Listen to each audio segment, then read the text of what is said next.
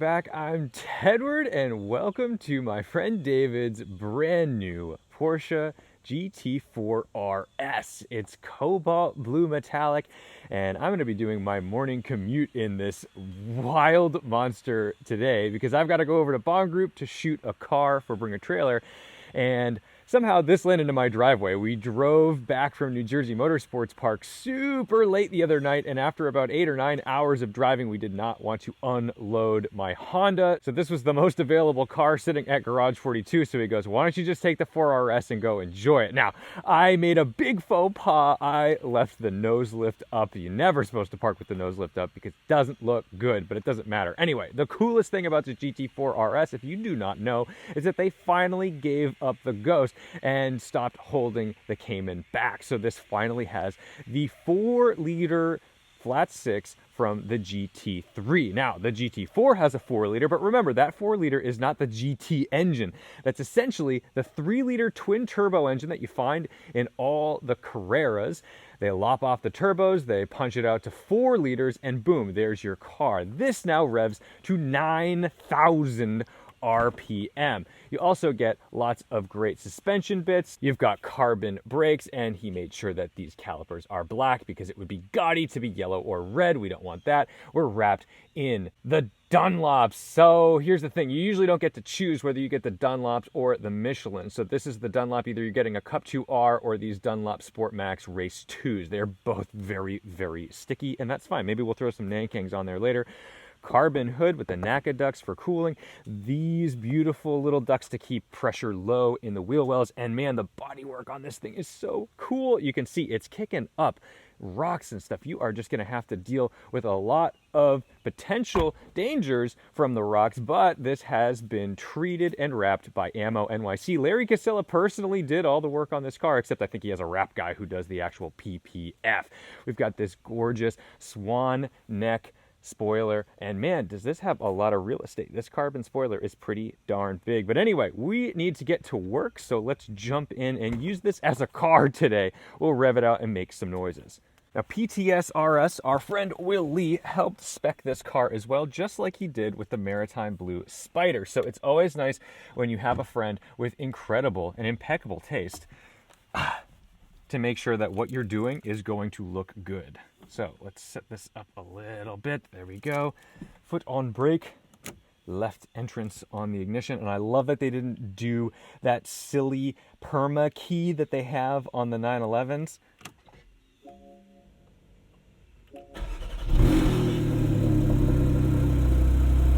Jumps to life angrily. Yes. Now, these are PDK only, and you don't get the little razor shifter that you find in the 911s. You get like a real stick, but it looks like a stick, which is kind of neat. So while we let this warm up properly, this thing has 493 horsepower. It's 500 horsepower. It's 9 horsepower short of the rating of the GT3, about 15 pound-feet of torque off of that as well. Not a big deal, but what this does is basically match the GT3's speed, especially the 0 to 30 will do 1.1 seconds to 30. Anything you can do in a second is pretty darn cool. But the thing I like most about the 718 Cayman series is just the size of it. This is the size of essentially like a 997. And that was, to me, the last really great 911. It was the right size. It was small enough. It felt like a GT car. And now 911s are so darn big. You get in a 992 and you feel like, man, I can't even use the lane. It's kind of a bummer.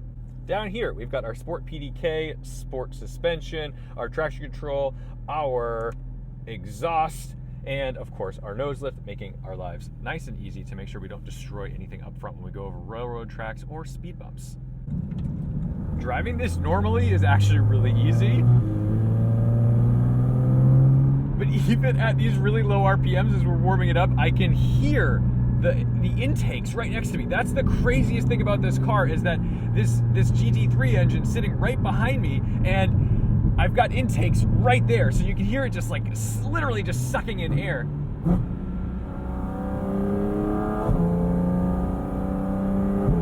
It's just incredible.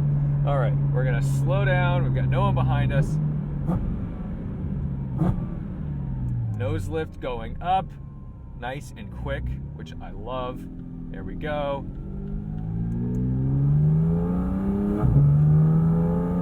Old man in a 964 doesn't recognize us as one of his kin.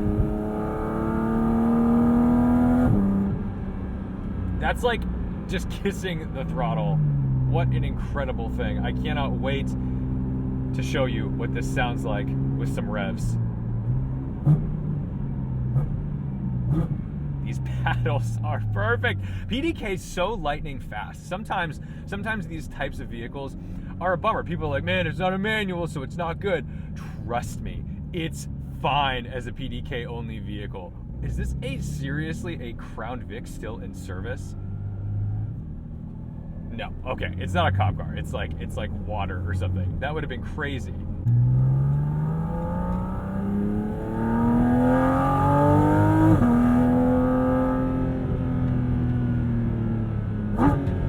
Gripped for days. Oh my goodness.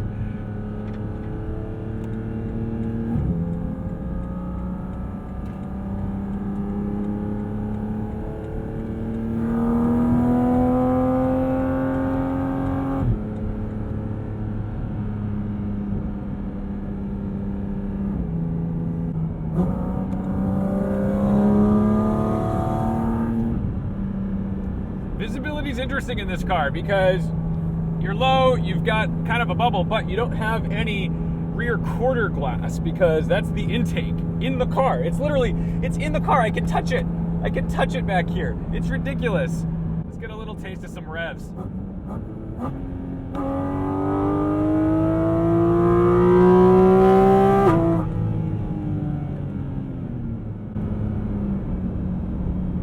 It's so responsive.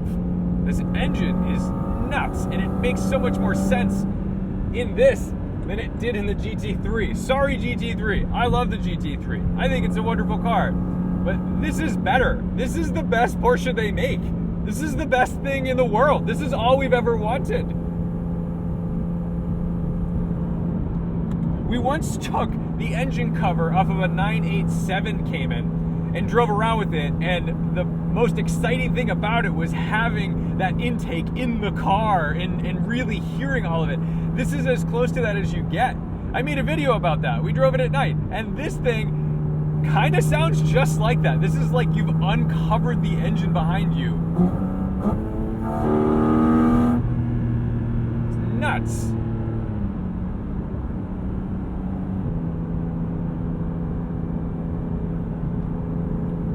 What I'm most struck by, though, is that even though this is the most hardcore Cayman out there, it doesn't feel unusable. I'm out here on the highway. It's not tramlining. It's certainly darty if you ask it to be, but I still have a little bit of play here that allows me to comfortably drive this on the highway. This is bonkers. I'm probably the only weirdo using one of these to commute in traffic, but such is life. This was like borrowed for pure transportation, not for a video. But I figured if I'm driving it, I gotta show it to you. Lately, I will say, we do a little drive therapy. I have been really enjoying life lately. Things are good. We are having so much fun as a group of friends with the racing, with grid life. Now, I'm not even part of it. I'm kind of a support crew. I mean, maybe next year I'll get into it and actually like bring cars out and start doing time attack. That would be great. But I'm really proud to be able to help my friends, Eddie and David, along their journey with grid life. Now, there are stresses involved in this because unlike most people, nothing we do is normal, ever. So instead of like, oh cool, we'll tow the cars out and I'll help you change tires and do air pressures and, you know, be a typical pit crew. No, our teams bought a Toter home with a 44-foot trailer. It's a 78-foot long rig that's like over 13 feet tall. Now, that's great. It's luxurious. It's incredible. But it's also stressful because none of us are truck drivers, and we basically had to learn how to be truck drivers in a heartbeat. And when you're in a little car navigating highways, there's no stress. You can always turn around, you get off at the next exit. Nothing is off limits. But when you're in a 78-foot rig, turning around is never an option. And some exits are absolute no-goes because of bridge heights.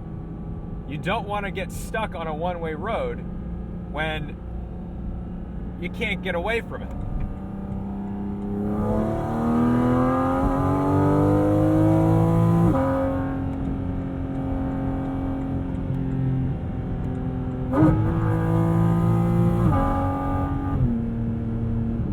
This car is easy, easy, easy, easy.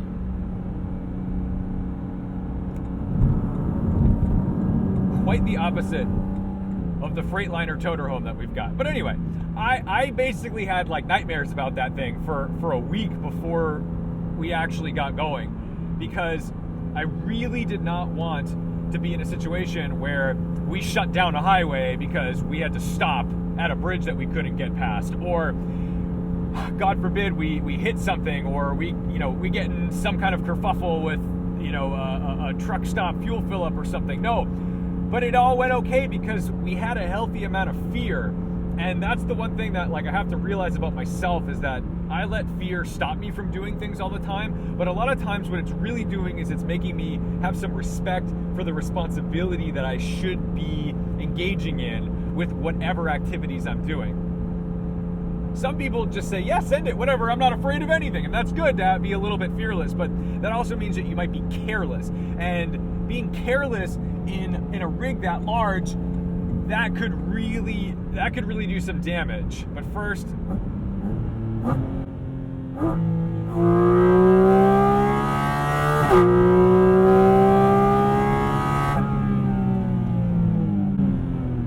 wow, wow, wow. I can't believe the sound of this. I hope I'm not blowing out the audio, because that is really something.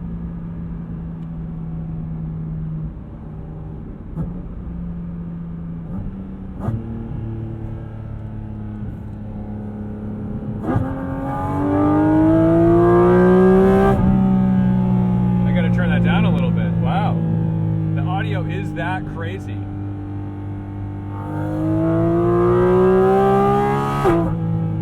The gearing is still pretty long, so you can't do this everywhere. You've got to be choosing your battles, but you want to hear it all the time. I do. I mean, the engine is inside. It's inside. In the 911R, they're like, oh, we lessen the sound deadening so you can hear it through the back of the car. No, it is is the back of the car.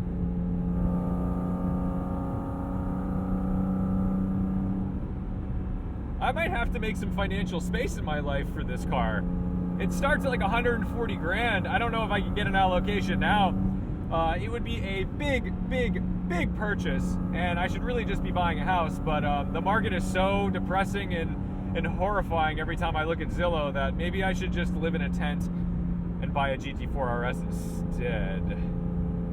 Or I'll live in the Toter home. That's actually, the Toter home is pretty much the spec of any house I would want. It's about the size I need, and it has room for 3 cars indoors. I never get this green light. Oh my God. Special day, but this guy, stupid. Don't do that.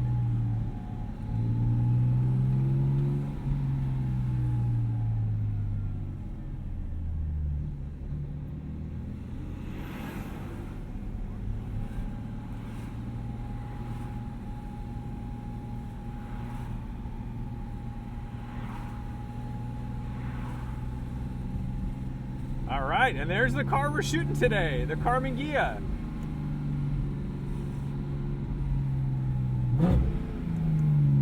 Get that nose lift up, pop in here, and here we are at Bond Group.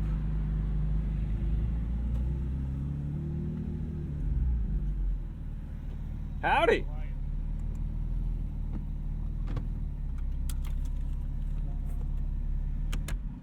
Shot the Cayman GT4 RS all done, and it got here right before the sky opened up. Oh my God, is that a shadow? Holy cow. Can't believe that's still running. Anyway, now I gotta go swap the GT4 RS. Boy, does this look good in the rain. Yes, for my Honda Civic Type R, which, you know, it's weird when you think like, oh, you got to go from a beautiful GT4 RS to a Honda. You'd think it'd be worse, but I do really love my Type R. Maybe I'm just not as spoiled as I seem. Ooh, it's warm in here.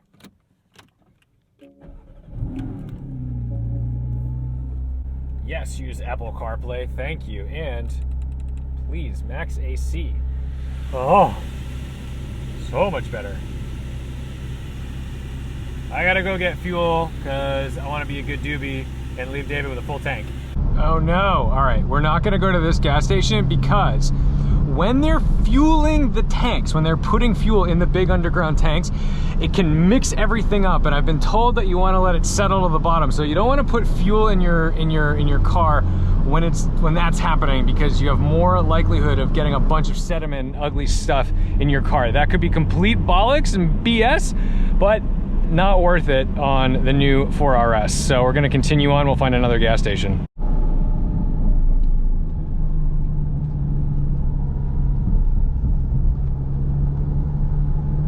Let's try this again. Let's see if this is a Porsche friendly, well, we got a nose lift gas station. It's always the scary part is when you're in these things, you're like, oh boy, I really hope that we can get into the gas station. We're about to find out. This looks good to me. Oh yes. Tripoding a little bit, as you would.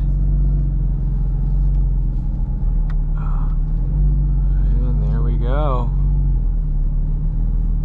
Let's fill her up.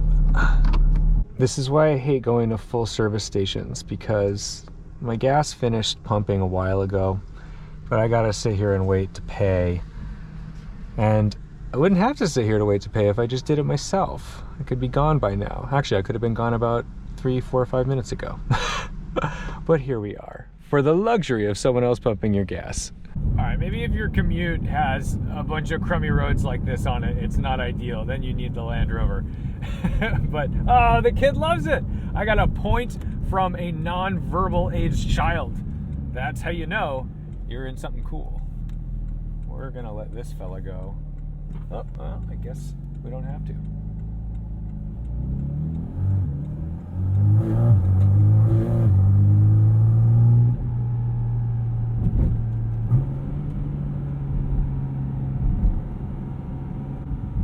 Every time I think I want to live in a certain place, I drive around that place, and then I'm like, those roads are not good. That would stress me out. Every time I get in my 911, I mean, this is a lot easier to drive around these types of roads than my air cooler. And that would not be fun.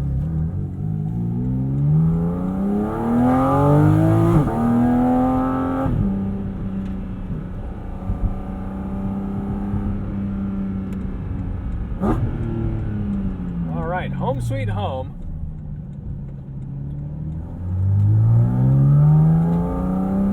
Back to Garage 42 with the very loud GT4 RS. I am looking forward to spending some more time in this car. This is raucous. This is fast, and it handles like insanely well. I'm kind of blown away by it. Haha! I love it. I want it. I want to drive it more. Post up here next to the Garage 42 sign. Thank you guys so much for watching, liking, commenting, and subscribing. Thanks to David for the ride home, even though it was an extravagant ride home in the GT4 RS. Don't you forget to respect the drive, and I'll see you in the next one.